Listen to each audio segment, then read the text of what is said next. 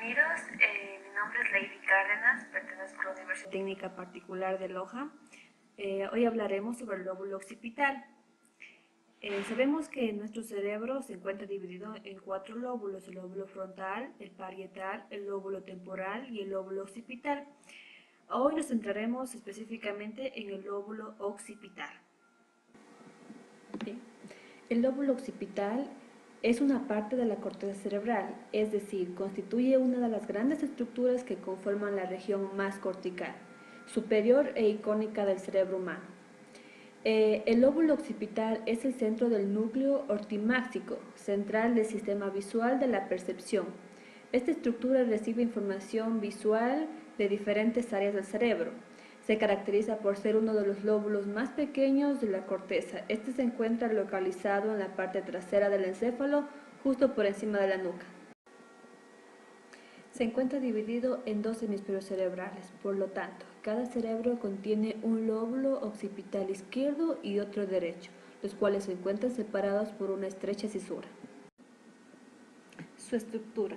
El lóbulo occipital actúa como un área de recepción e integración visual, captando señales que provienen de diferentes regiones del encéfalo. Anatómicamente constituye una octava parte de la corteza cerebral y contiene áreas visuales primarias y de asociación visual. Bien, aquí tenemos 3 áreas: el área visual primaria, el área visual secundaria y el área visual terciaria. La área visual primaria está comprendida en la 17 de Brodmann, o V1, ya que ésta se encuentra en la región más posterior del lóbulo occipital. V1 tiene muy bien definido el mapa de la información espacial en visión. Lesiones en esta zona provocan ceguera cortical, es decir, que la persona no ve el estímulo debido a que éste no es procesado en el área cortical correspondiente. Como segundo punto es la área visual secundaria, o también llamada área 18 de Brodmann. Dice que aquí está la V2. Esta está construida por 2 regiones distintas, la corteza preestriada y la corteza inferotemporal. La corteza preestriada se sitúa alrededor del área visual primaria y recibe aferencias de esta y otras zonas corticales, así como la del tálamo. Esta zona se ha relacionado con la memoria y la asociación con experiencias visuales pasadas. En cerebros de ratas, eliminando esta capa, se producen deficiencias graves en la memoria visual a largo plazo. La corteza inferotemporal, esta está situada en la zona inferior del lóbulo temporal y la lesión de esta zona produce agnosia. Esto quiere decir, la agnosia es la falta de reconocimiento, ya sea de objetos o sea del rostro de una persona. Y por último, la área visual terciaria, también llamada 19 de Brodmann, o V3, V4 y V5. Estas reciben aferencias tanto de V1 como de V2. Las células de V3 son muy sensibles a la orientación y a la disparidad binocular. V4 participa en el análisis del color y la forma de los estímulos visuales. Y por último, la V5 colabora en la percepción del movimiento.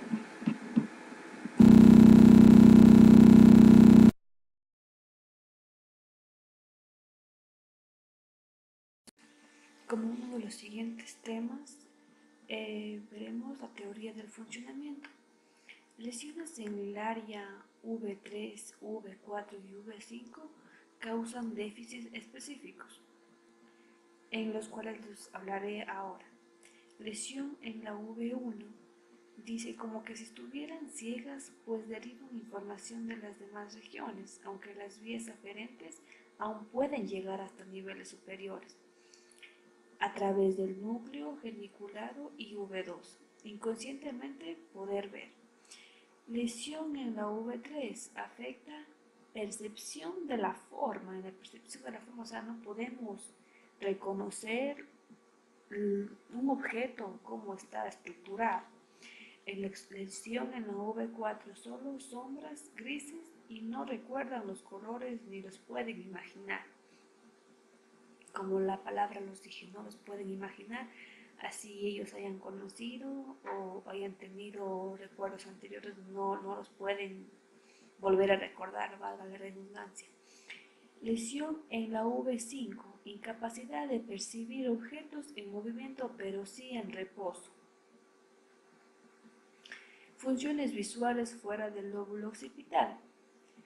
Un ejemplo en monos, el 55% de la superficie de regiones relacionadas con la visión, 11% de superficie somatosensitiva y el 3% de región auditiva. Dice que el procesamiento no culmina en áreas visuales secundarias, sino que continúa en los lóbulos parietal, temporal y frontal.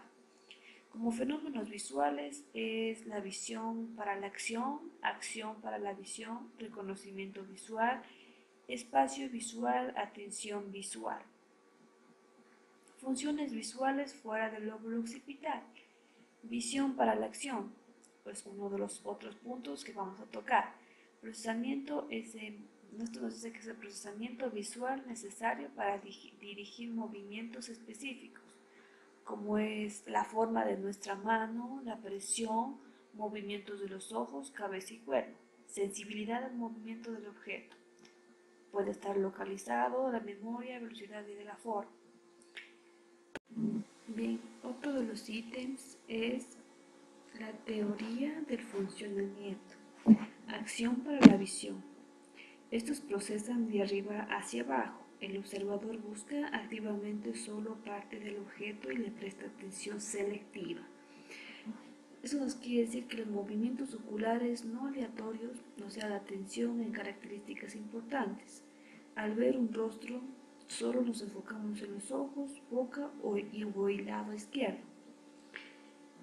Es en rotar objetos mentalmente, muchos movimientos oculares hacia la izquierda, al cerrar los ojos, los movimientos se detienen. Otro de los puntos es el funcionamiento de las áreas visuales fuera del lóbulo occipital. Un ítem, reconocimiento visual. Sabemos que reconocemos objetos y respondemos a la información visual. Reconocemos letras y símbolos, les damos significado. No hay diferentes regiones visuales para cada categoría de objeto, pero sí en el caso de los rostros. Otro ítem o otro punto son las funciones visuales. La localización espacial no es una característica unitaria, tiene una localización relativa. Es que está dividida en espacio egocéntrico y espacio alocéntrico. En el espacio egocéntrico relativa a un individuo para controlar nuestras acciones hacia los objetos, y el espacio alocéntrico relativa entre los objetos, construir recuerdos de la localización espacial. Otro ítem es la atención visual. Dice que, no se puede procesar toda la información visual disponible. Es posible que requieran mecanismos independientes de la atención para dirigir los movimientos del lóbulo parietal, para reconocerlos, los lóbulos temporales. Trastorno de las vías visuales. La mitad izquierda de la retina envía sus proyecciones al lado derecho del cerebro. Lo opuesto sucede con la mitad derecha. La representación visual de cada lado del ojo se envía al mismo sitio V1. Un daño en la V1 afecta la visión en ambos ojos, no solo en el uno. Las distintas partes del campo visual están representadas topográficamente en diferentes zonas de V1, como la lesión en una región específica de V1 causa una pérdida de la visión en una parte específica del campo visual. Bien, en la siguiente imagen podemos observar tres tipos de lesiones. En la primera, una lesión grande llamada hemiatopsia, en donde perdemos el campo visual derecho, toda la parte derecha. Y en el segundo cuadro tenemos una lesión un poco más pequeña, llamada cuadrananopsia. Esta se pierde una parte del campo visual derecho.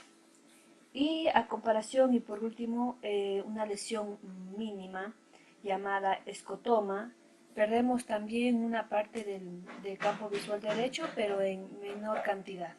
Agnosia visual, agnosia perceptiva. Es cualquier fallo en el reconocimiento de los objetos en que están preservadas las funciones visuales básicas, agudez, color, movimiento.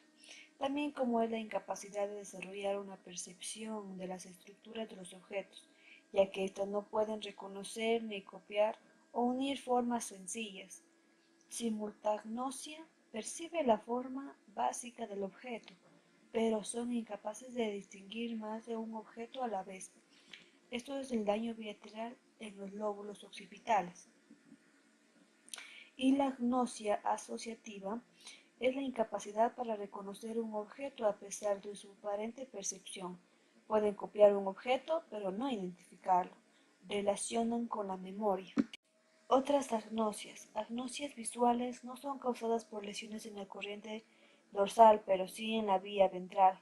Una de las agnosias, llamada prosopagnosia, no pueden reconocer rostros, incluido el propio. A lo que se ven en un espejo o una fotografía, no son capaces de reconocerse a sí mismos. Reconocen a las personas por otras características, puede ser por el bigote, por el peinado o por la voz. Distinguen rostros humanos de no humanos, pero reconocen expresiones faciales. Aslexia es la incapacidad para leer. Daño de áreas fusiforme y lingual izquierdas. Agnosia visoespacial es la desorientación topográfica. También es la incapacidad para encontrar un camino en entornos familiares. Dirección occitotemporalmente derecha, fusiforme y lingual. Bien, para finalizar les hablaré sobre una persona de 35 años que sufrió un daño en el lóbulo occipital, que sufre de agnosia visual. Esta persona sufrió de una intoxicación por monóxido de carbono, lo que le produjo un daño bilateral de la región occipital lateral, principalmente en las áreas 18 y 19 de la corteza parieto-occipital. Goulday y Milner estas diferenciaron entre las dos corrientes para ver si es que tiene una visión normal, pero sí tuvo una visión normal de los colores y esta puede ver lo suficientemente bien para moverse en su medio, pero su principal déficit es la agnosia de las formas visuales. Es una incapacidad grave para reconocer las dificultades de objetos. Por lo tanto, aunque puede reconocer muchos objetos reales, pero no puede identificar dibujos de los mismos. Aunque es capaz de dibujar objetos de memoria, tiene dificultad para representar los objetos del entorno e incluso mayor dificultad para copiar dibujos. Por lo tanto, esta persona sufre de una limitación grave para la percepción de las formas. Recuerde que esta persona, en su capacidad aparentemente casi intacta para guiar los movimientos de las manos y dedos hacia los objetos, que no puede reconocer, por ejemplo, aunque tenía un déficit evidente para la deficiencia, para definir las líneas como horizontales o verticales, podía colocar una tarjeta con una sola mano en una hendidura orientada en diferentes ángulos. Pero en otras palabras, esta paciente podía utilizar la información sobre formas visuales para distinguir los movimientos hacia los objetos. Esto pertenece a la corriente dorsal, pero no podía utilizar la información visual para reconocer los mismos objetos, que esta pertenecía a la corriente ventral.